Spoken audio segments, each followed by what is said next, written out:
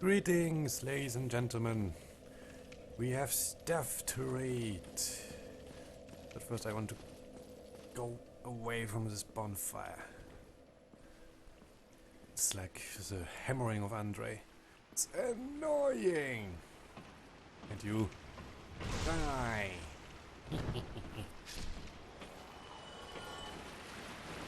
You too shall perish.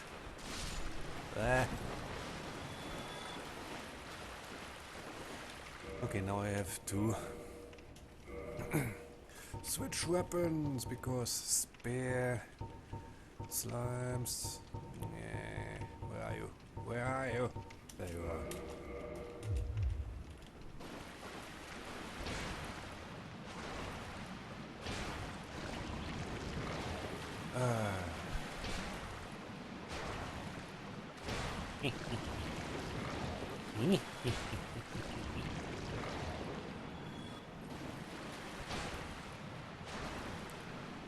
I'm your master now.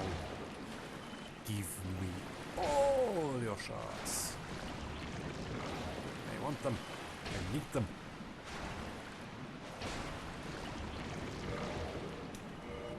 Apropos, I could use that. And I'm not prepared. Of course I'm not prepared. Why should I be prepared? Easy. Excuse me for a minute. This may or may not blast your eardrums, so I apologize in advance.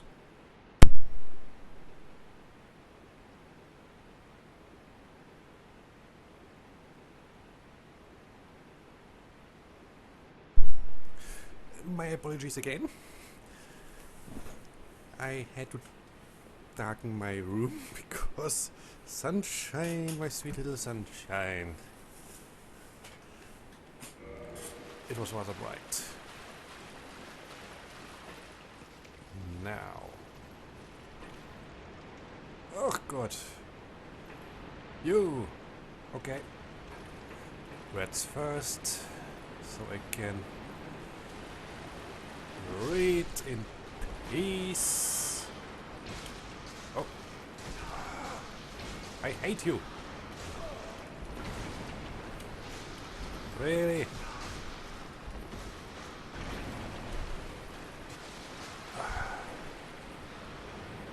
Gee. I hate rats in this game. I really do.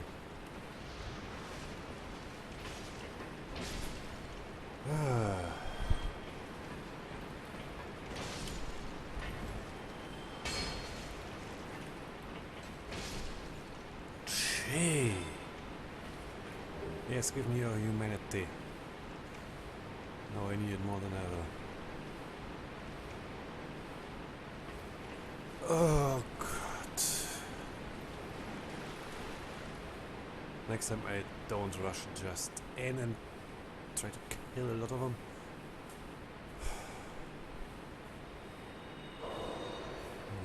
Pieces of... How much boys do I have? Not much. Okay, I have some, but these daggers, so... excuse me. Carbonated water. We have to talk about these things. The eyes of death. Online play item. Lure phantoms from other worlds. Only Covenanter can use the item, while Hollows cannot. The dreadful eyes of death spread disaster across neighboring worlds.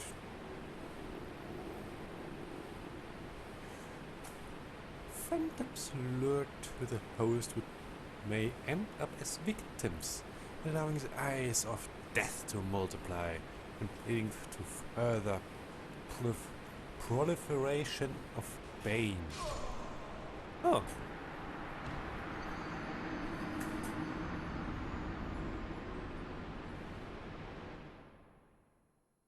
Thanks.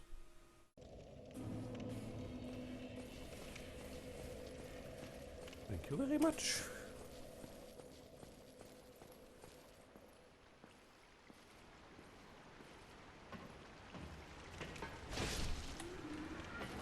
Do I have moss? Yes. Yes, you are allowed to face palm. Because I do too.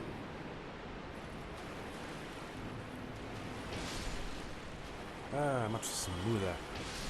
Whoa! Asshole is still alive.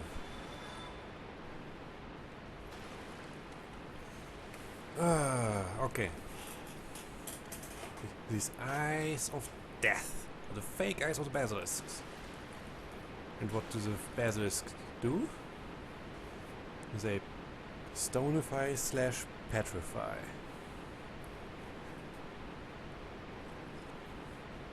And curse. They curse. And the effect is stonification, petrification. Now, what covenant does use these eyes of death? Which aren't really eyes of death, but more about that later. The Gravelord Covenant. Neato. And you, come here.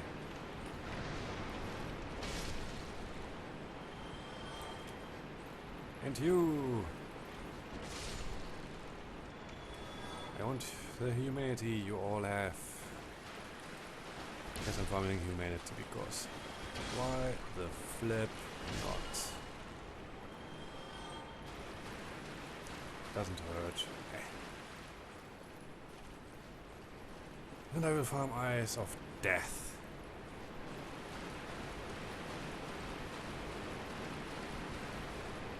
I don't know what Nito's agenda is with this actual curse. Actual also in air quotes.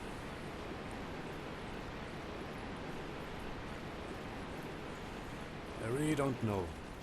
He's Grim Reaper. And this curse of the basilisks. Oh, come here. Are you coming or not? Stupid rat. Yes, you are coming.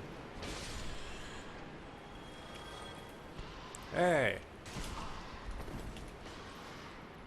Asshole. You come here too. Gee.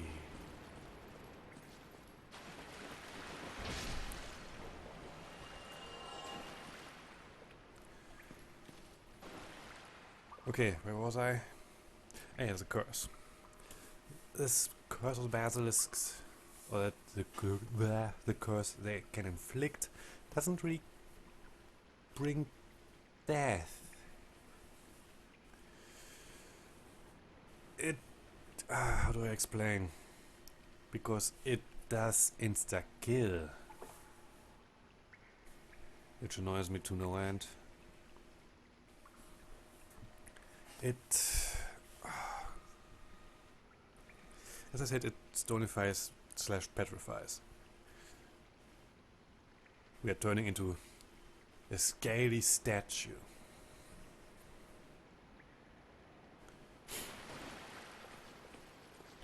We cannot move, we are not alive, but I'm with Plague on that, we are also not dead. So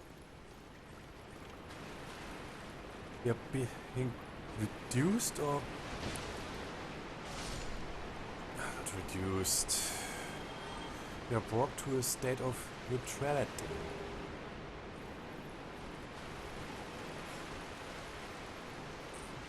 Basically pretty much what the ancient dragons were. Neutral.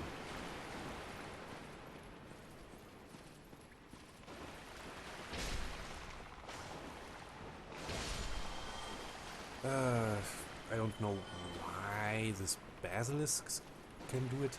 Sith can do it too. Which means that these basilisks are just as old,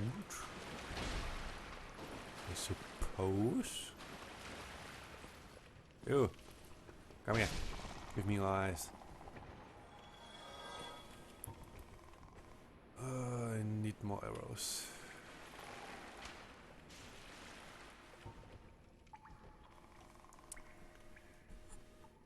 Come closer. I cannot talk if you are near.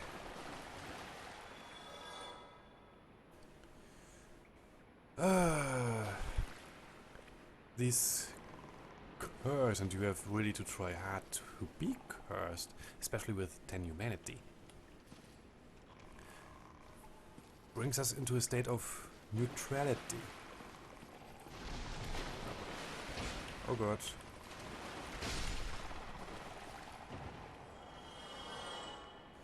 No, I'm fine, I'm fine. You, and you, and you. Yes, give me a sweet eye of death.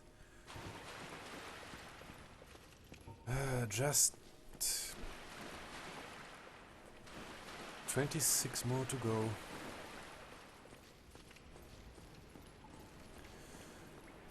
Where was I?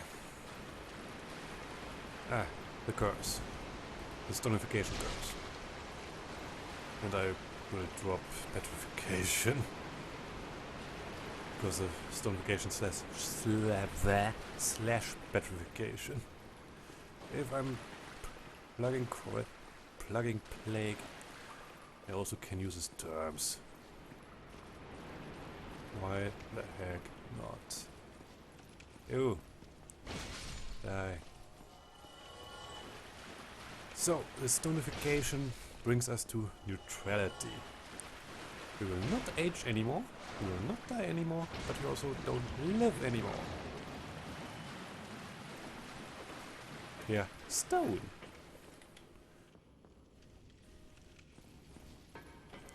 And what does stone? Nothing. But apparently for the dark side, aka undeath, this transition from not living, not dying, this transition to neutrality is just like dying. So it triggers. And this is the curse part. This is a part where it is a curse for the undead. Because it literally blocks us from becoming human ever again. Except for you use a purging stone, blah blah blah blah blah.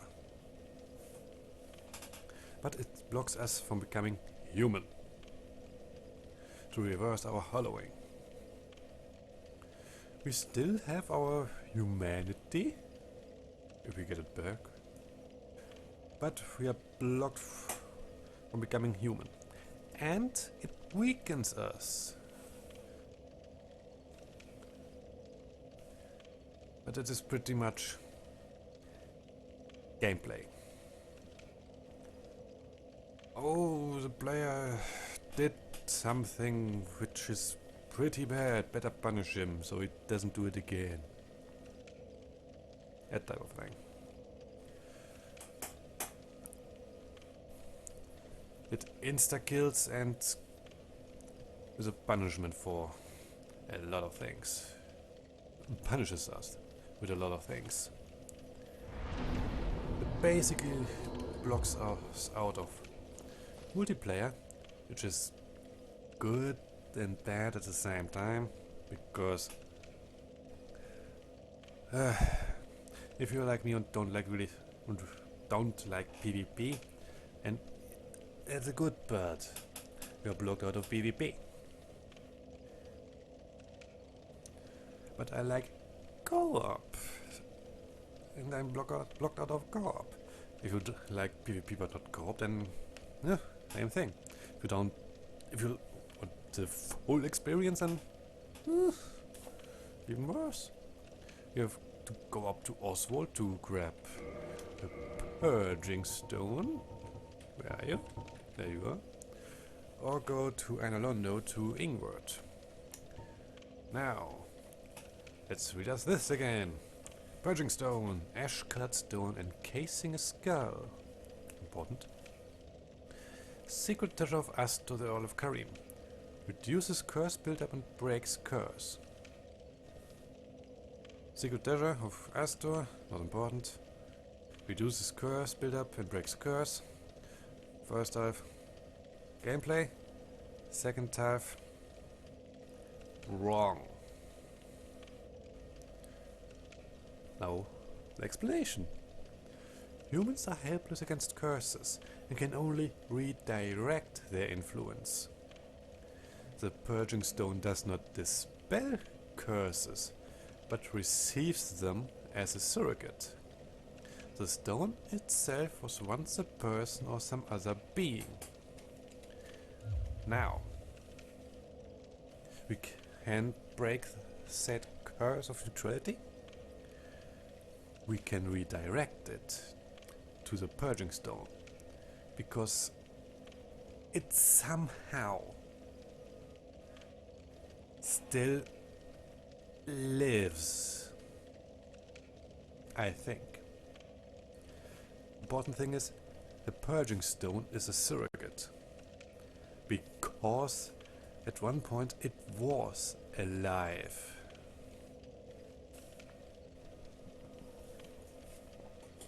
Maybe the dead can be cursed too with it. I don't know. It would annoy Nito even more.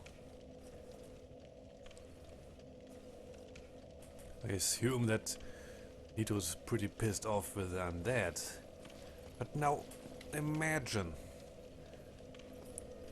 His curse is going around. The second curse. His curse of neutrality. And his dead are affected. And he doesn't have power about them anymore, because they are not dead anymore. Gee, that would rattle his bones to no end.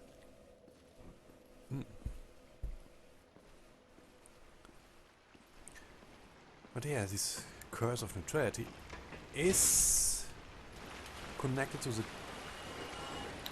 Grey Lands, Ashlands, Ancient Lands. I think I will call them Ancient Lands. Jesus! I'm way off my game. Wow. This man's fast.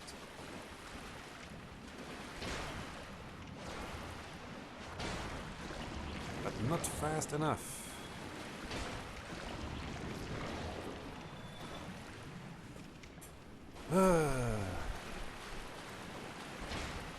Why would need to use something which is connected to his old enemies? And I say enemies in quotes, because Nito doesn't really have agency, except he's a Grim Reaper. He governs the dead. Oh yes. Large Titanite.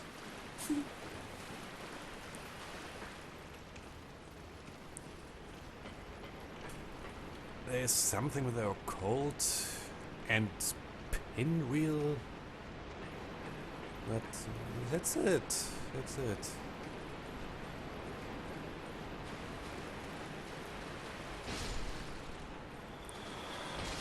He doesn't have much else. Except he wants to spread death and misery through an item which is associated with neutrality.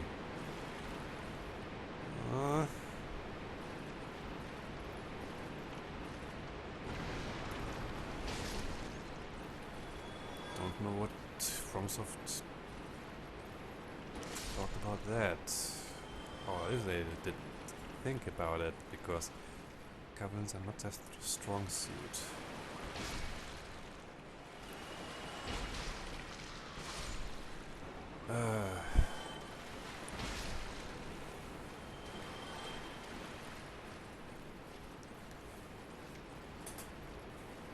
At least not gameplay-wise. There are interesting covenants lore-wise. Horizons of sunlight, dark blades, way of white. Yes, a way of white. Who else? Who else? Chaos servants. Forest hunters not so much because bandits. That's their law. Vina is interesting in that regard because you. Ow.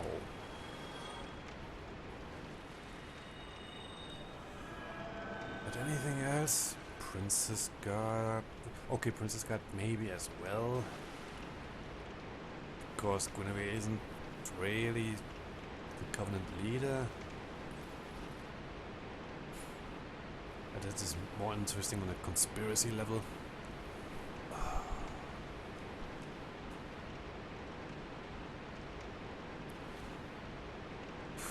Dark rays. Dark rays are explained. Ingrid explains them. And there's a PvP covenant, Dragon Bros. Also directly explained. Why do they seek the scales? Because they want to become dragons and want to be immortal. There. Not interesting. Because it's already explained and they don't really have any other connection. I see you.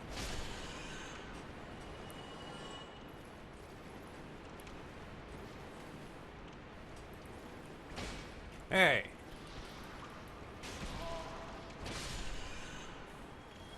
Gee.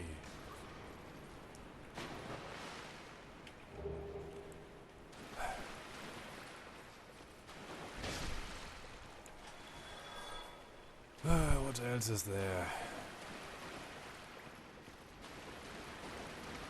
I don't really know.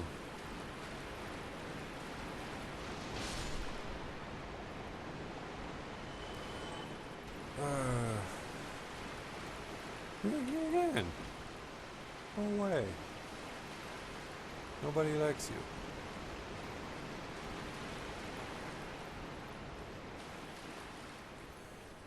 But back to the curse.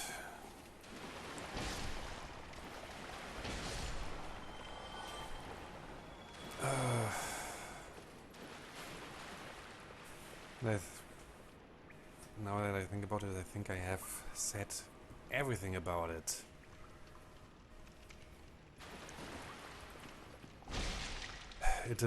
Oh, hello.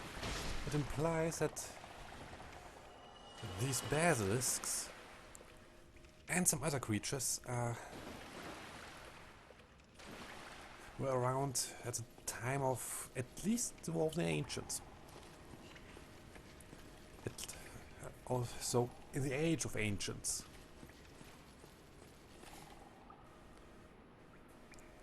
So at least the species are flipping old. I mean old.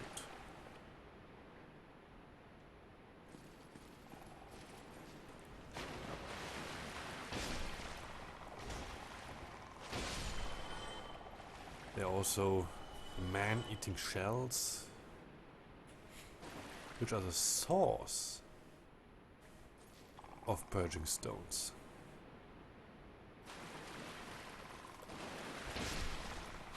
Which is interesting enough. Which means they also have a connection to it. To this curse. And they were also probably around the Age of Ancients. Everything that is connected to this neutrality, to stone, has its roots in the Age of Ancients. This has connections to this age of neutrality.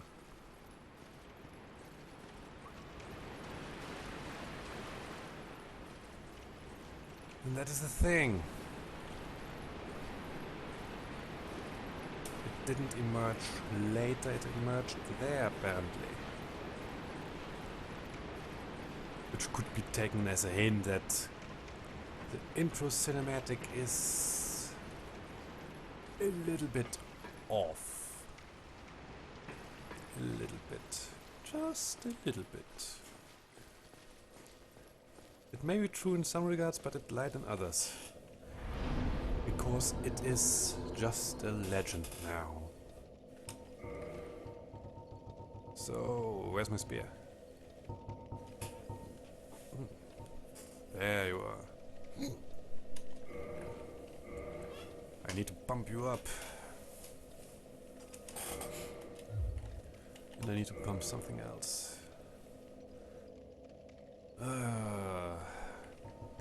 Faith for now is enough. I want to have it at 50 later.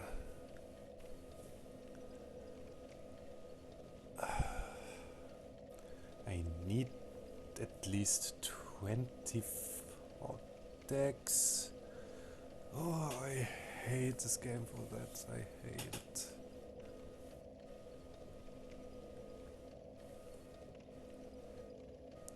You need such and such a build. Who will such and such a weapon? It's annoying. And truly aggravating.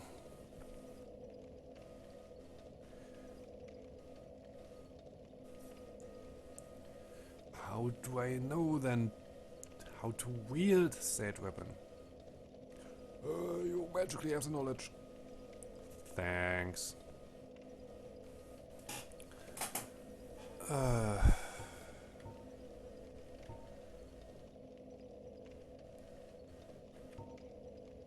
one point I need 14 of that. Oh, God damn Himmel. Japan, why are you so big on number crunching? I wanted to talk about something else, but oh well. We are number crunching now, so all the stats. I hate it. Why is it here?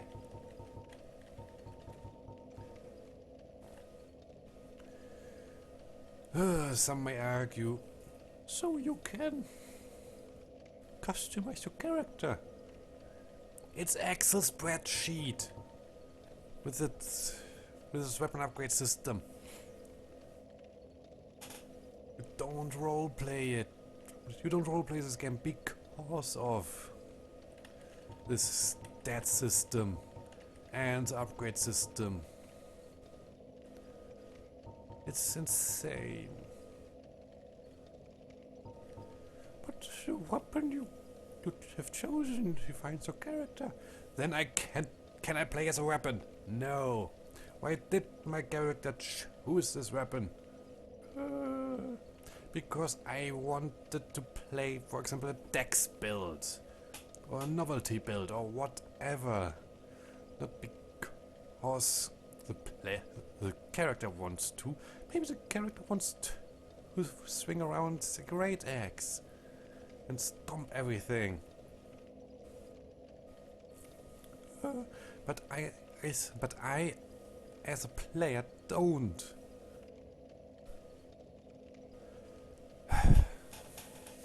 Next thing, upgrade system. There are a lot of upgrade paths.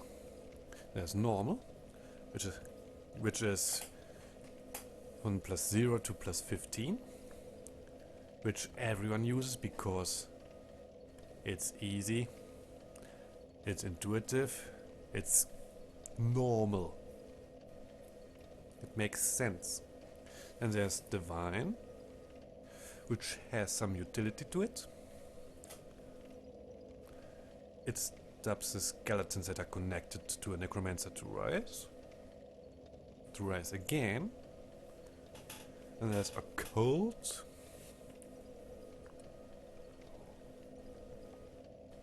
Which is the opposite of divine.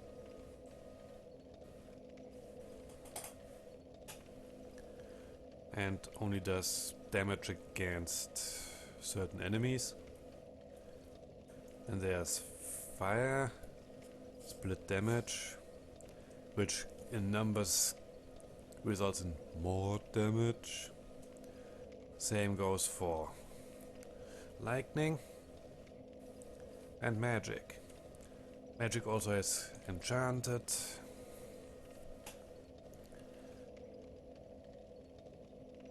Which is an offshoot of the magic path, because Ulysses, which also results in optimal damage for certain builds. Doesn't have utility, just like fire, lightning, magic, occult, crystal, raw.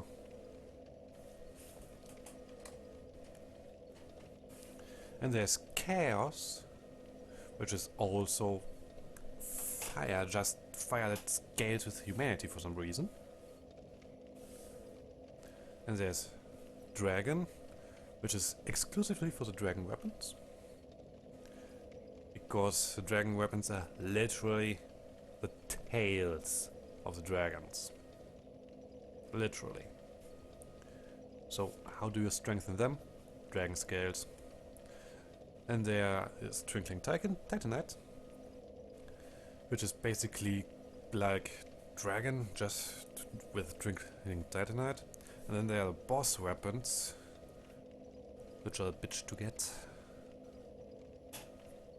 because you need a specific boss soul, and a specific weapon plus 10, and then you have a boss weapon that can be upgraded with Demon Titanite, because only the specials, the most special of the special Titanites can upgrade those.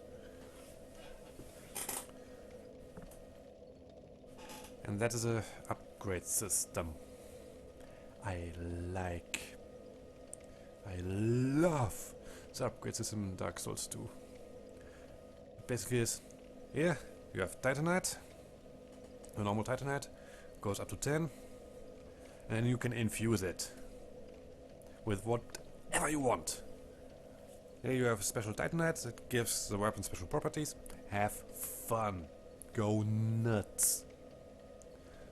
Okay, there's still Twinkling and Petrified Dragonbone, but still easier than this.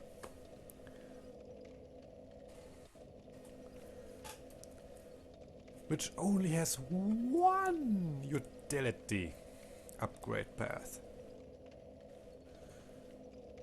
Okay, the infusions are also just damage, but it's way easier to understand. Way easier, it's more intuitive, streamlined, it's beautiful. It's beautiful. I cannot fathom how other players of Souls defend this upgrade system in Dark Souls 1, or even the upgrade system in Demon Souls, which is apparently even more convoluted, because if you want a boss weapon, you need a, again, specific weapon and specific boss soul, and you need to hit different upgrade levels.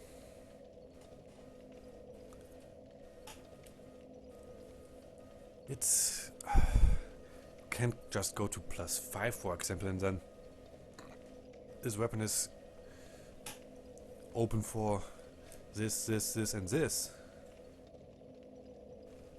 in terms of boss weapons.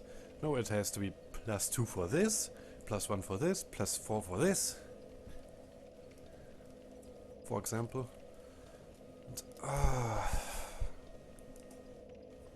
And all the others still damage. Some change the scaling, crushing, quality, so on and so forth. And there's, I believe, an upgrade path that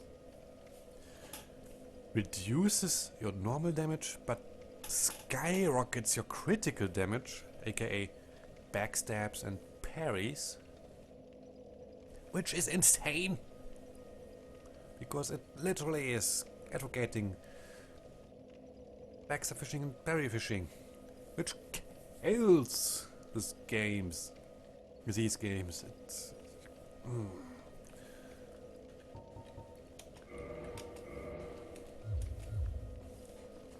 It's min-max hell or heaven. And in an RPG, you don't want that.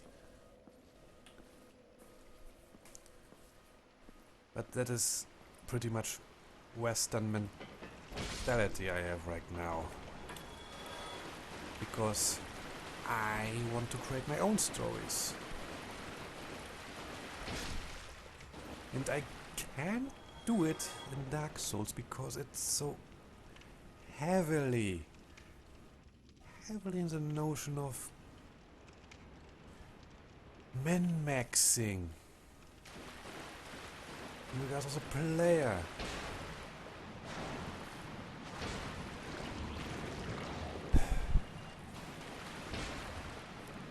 I just don't know in that regard. I just don't know.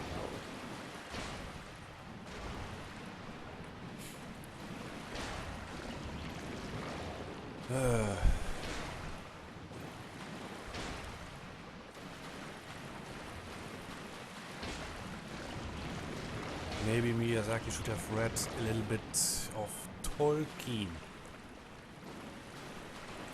or some other Western fantasy novels and not just looked at it.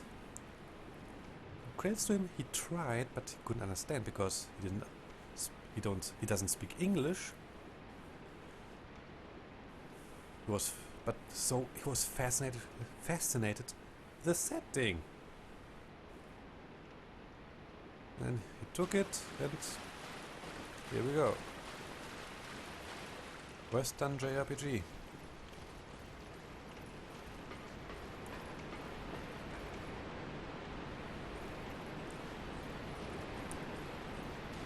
I wouldn't mind it if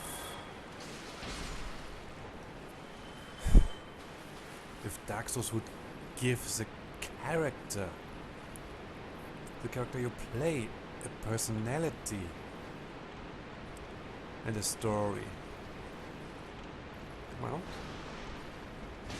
but it doesn't. It says, here, have a blank slate, go min-max.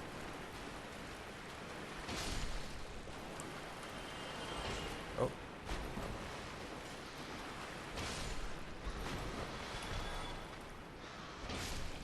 Rats. It drives me crazy. Dark Souls is one of those games that doesn't know what it wants in that regard. It gives us a blank slate, literally. It gives us some backward information in the character creation, so we can shape our own character even more. And then it goes and says, yeah, I have a min-max. Ah!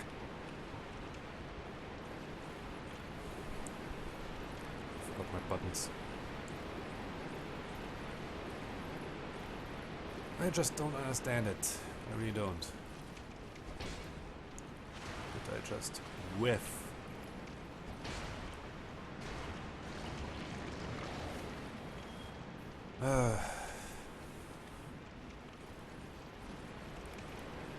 Dark Souls has a lot of great stories in it, in which we don't really participate in. We can save Solaire, which is nice. And I will argue that this, except for the decision at the ending, is the biggest decision you can make in this game.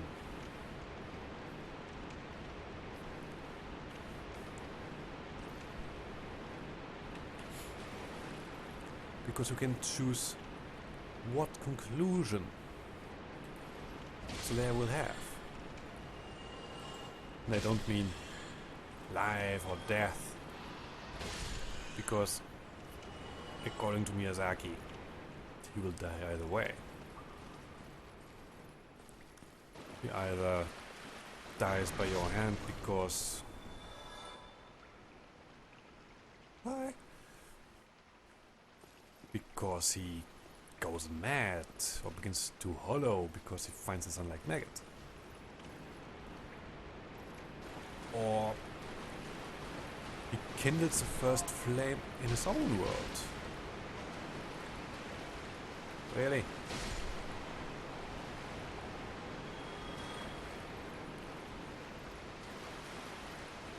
So, it's not a matter of what you choose in regards of life and death,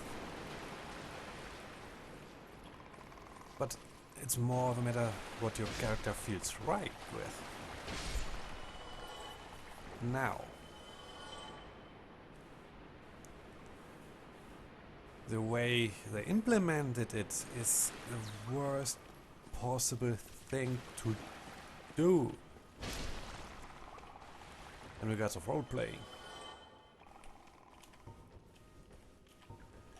Because you need prior knowledge to even think about it, that you can rescue him. Which is bad in and of itself.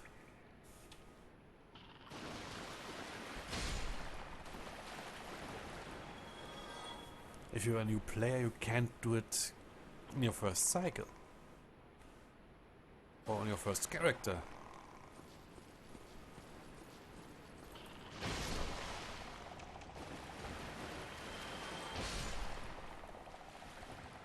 You literally need either to stumble on it, find it by accident, or have someone tell you about it. Be it a wiki, a let's play, a friend, doesn't matter. You need this outside knowledge. It is in the game, yes. How do you know about it? Someone told me about it in the real world. You don't have an option in-game to know about it.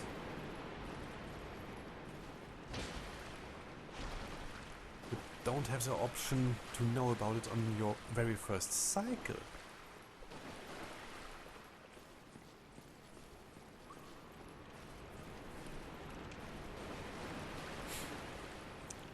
Pretty much like, how do you know about Kath? I did a thing because I wanted to do something. Because I wanted to do things differently, and I stumbled upon it, or I looked it up in the wiki, or saw it in a let's play, or a friend of mine told me. That's how you know about Kath.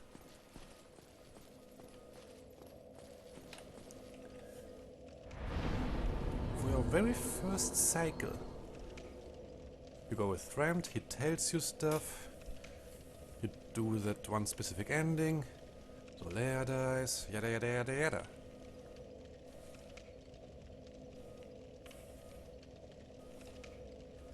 You can't roleplay on your first cycle.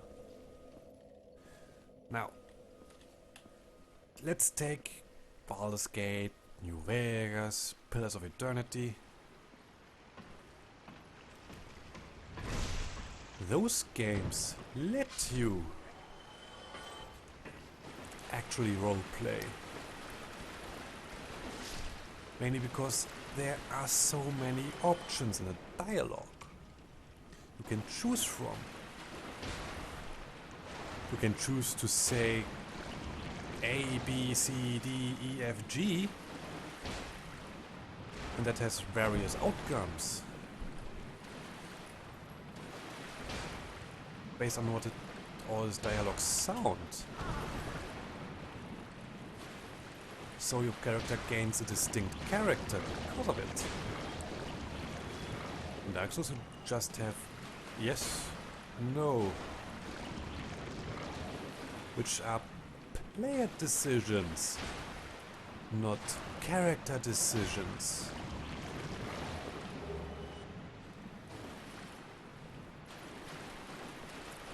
And that is what annoys me about this game entirely. It forces you to make player decisions. Upgrade system, leveling system, all that. It's not something the character thinks about, because Dark Souls wants the character to be mindless. You're always in this player state. You never think as a character. And why would you? It's not required.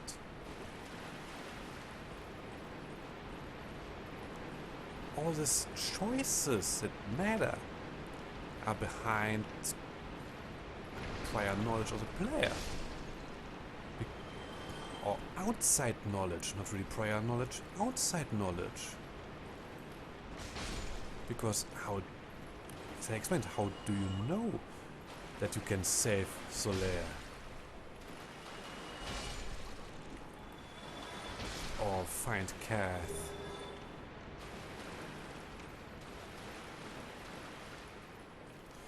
Another big scene that I want to show you later on is the opening to the fight with Sif, or Sif. Yes, Sif. Not Seath, Sif. The Great Grey Wolf. That actually changes. And you can argue that there the player decision comes a bit to a character decision, because you decide to go to the DLC first and do Sif later.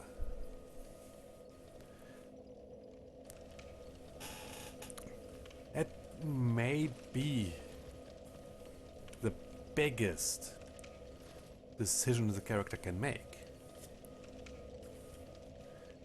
And I will argue that this is the only decision the character can make. I always say character. Mikael here. This beef jerky. This is the only decision, except the ending, he can make.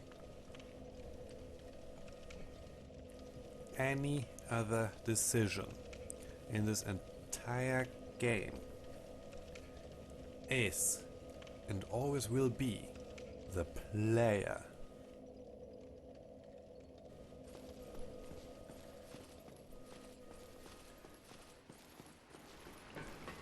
And you can't say otherwise.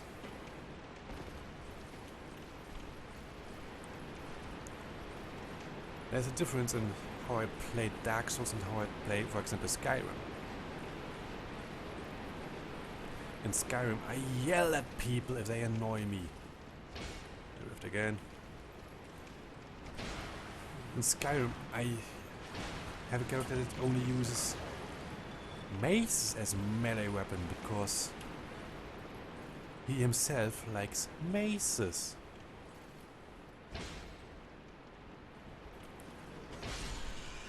Not because they are optimal, because the character likes them. He wears heavy armor because he wants to feel, ow, resilient. And you calm down. Gee. Bullshit enemies.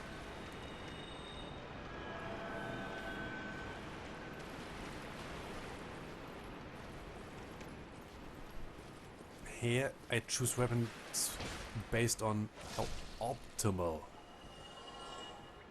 they are for a certain build, which completely goes against my nature.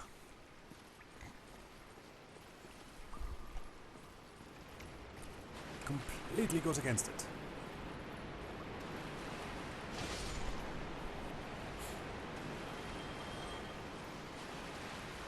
The magic also. Min-max here. Skyrim. I choose it because the character chooses it. The character I'm talking about would choose a few spells that alter the minds of people, instill fear, and maybe a conjuration spell, so yes, maybe a second or third ally.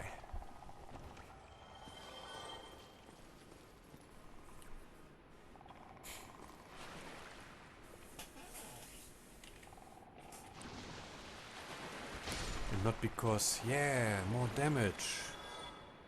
No. Because it would be someone he can talk to, complain to, complain about, yell at, so on and so forth. Here? Yes.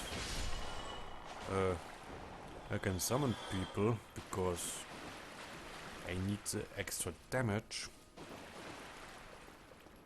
What's a character? Does his decision about summoning? The player does.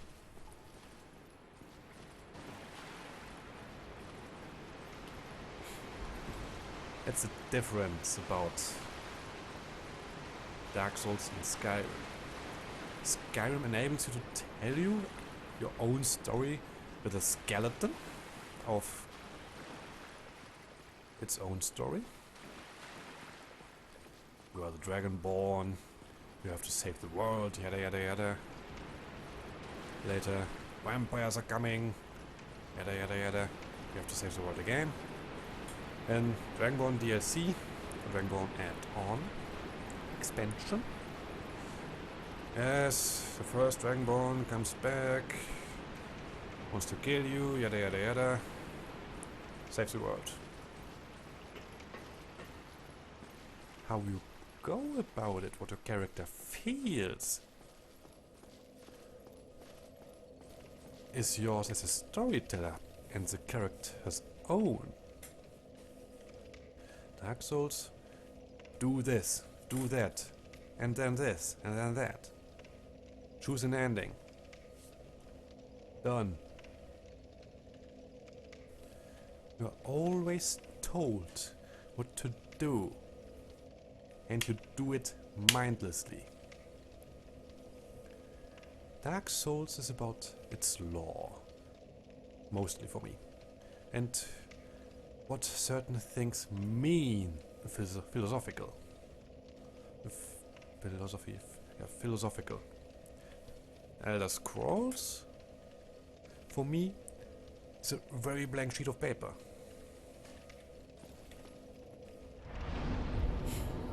Why do I play Dark Souls?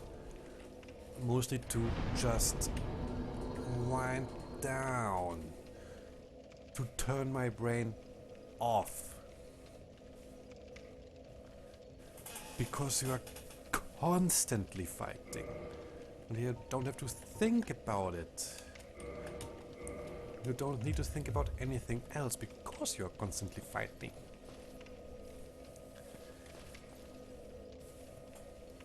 And this is what I do now. Talking about it.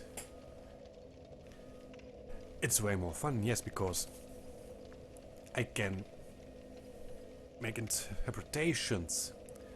I can think about things. Something I actually never did before in this game.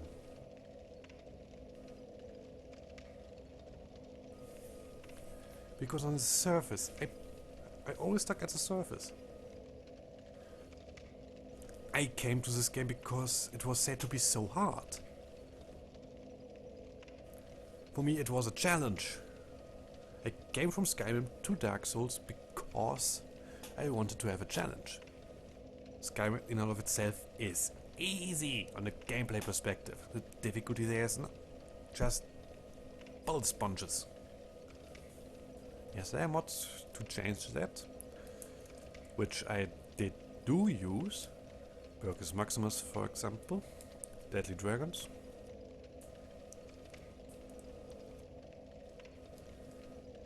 And yes, those things make the game way more difficult without making it bullet spongy. Well, except the dragons a bit, but they're dragons. They're not Dark Souls dragons that run away from you. Calamity runs away from you. The dragons in Skyrim don't really do that. Yes, they fly up in the air. But they are mostly always circling around you then. And yes, you can argue that these dragons are also afraid of the player, aka the main character. But here's the thing. The main character in Skyrim is the only one that can effectively kill a dragon.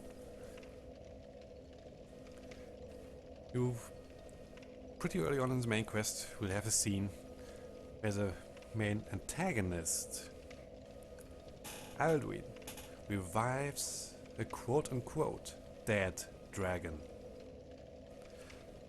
A dragon who was slain by normal humans. And Alduin just revives them.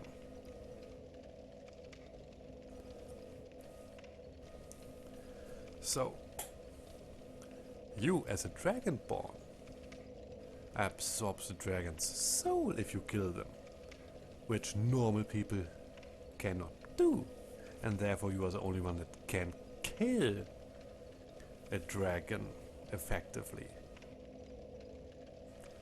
Because you shove its soul down your mouth. You eat it. You make it part of yourself, so Alduin cannot say in the dragon tongue, "Hey dude, stand up, your soul is still there." He can, because there is no soul.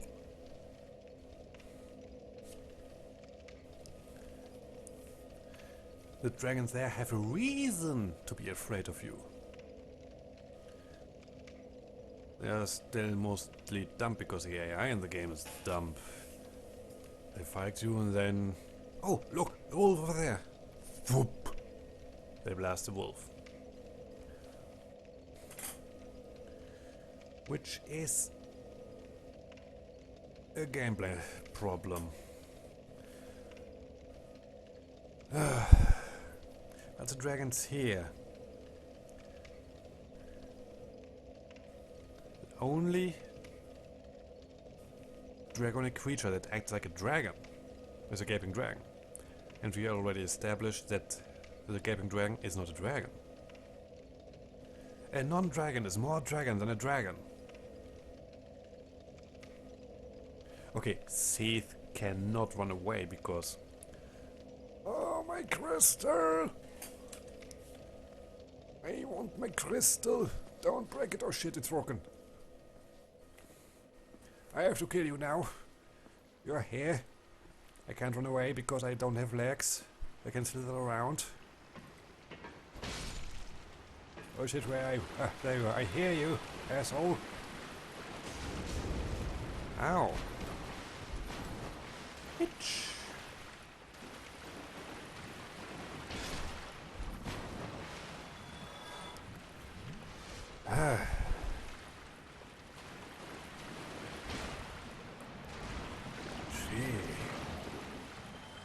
Yeah, Seth cannot run away because he's angry and also pretty much acts like a dragon should act. Don't run away. Try to kill you as vicious and ferocious as possible. And then there's Special K. Yes. Yes, he has basically a tree in his body and wing. But still, look at us. We're a tiny human compared to him. Normally, he would just drop his claw on us and squish us. No! He runs away, he flies away, he jumps back to get some distance.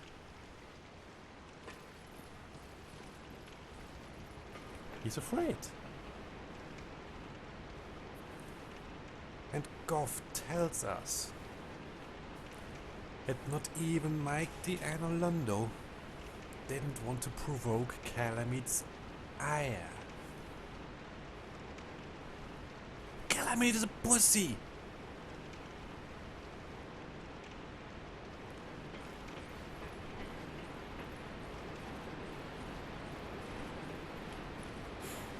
Hellkite Drake. Also cheap little pussy.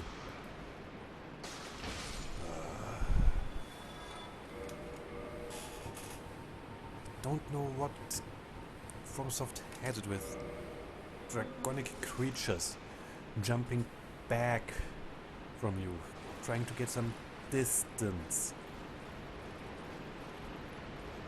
Why should a dragon jump back and try to always use its fire or lightning? Why? A normal dragon would maybe not even just move. It would just wag its tail and try to smash you, like a horse tries to do with flies. Like we do with flies or other insects that fly into our peripheral vision.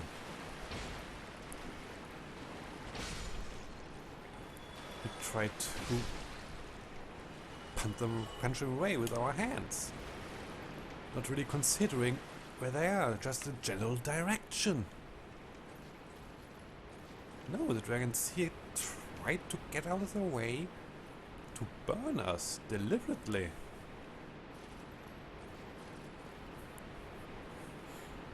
And I don't know why. The gaping dragon hunts us because he's hungry. It isn't done out of malevolent behavior. It's basic survival. Seth tries to kill and squash us because he actually is afraid of something, aka dying. Because he isn't immortal. Can accept that.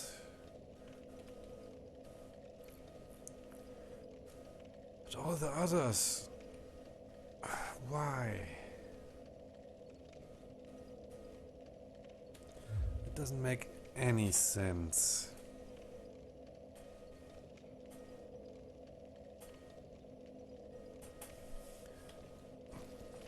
In a fight with the dragon, we, as a weaker party, would have to go out of our way to not be killed. If a dragon rushes at us, we have to move. The dragon doesn't have to go out of its way to use everything it has to kill us. Doesn't need to jump back. Did you... Hundreds of kilograms of meat and basically hundreds of kilograms of muscle, wrath, death and fire. Doesn't need to jump back. So it is safe. Yes, this sword could do some nasty wounds. Does the dragon care about the sword? No! It's a toothpick for him. You would have to get through its scales first. Then probably pretty dense muscle. And if we do that, it would just aggravate.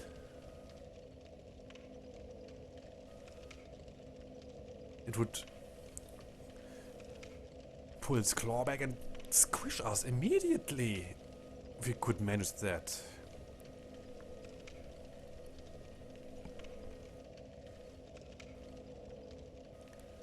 God would tell us how much people they lose or lost they have.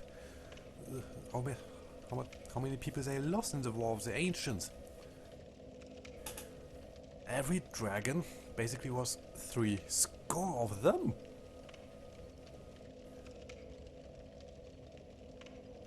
And then we go fight Calamite after he grounded them. And we are a one-man army. And then... And what Goff said comes back to mind, that the dragons... Per dragon they lost 3 score of their army, of their people. We don't lose anything. We go in there, maybe naked with a fully upgraded Zweihander, and flip around. And the dragon jumps back to avoid us. A puny human. It's bad. It's bad. At least in Skyrim I have to take cover. And run to cover while the dragon is chasing me. I have to act out of the cover. Be it with magic, with bow and arrow, or with a distraction. You can go in melee and run back into cover so I can recuperate. And rethink my strategy. In Dark Souls, you go in, flip around, kill the dragon. It's bad. It's really bad. Dragons are nothing in this game. And I can understand why Plague hates them. Because they are literal bitches. I should stop here. I really should. So, good night and sleep well.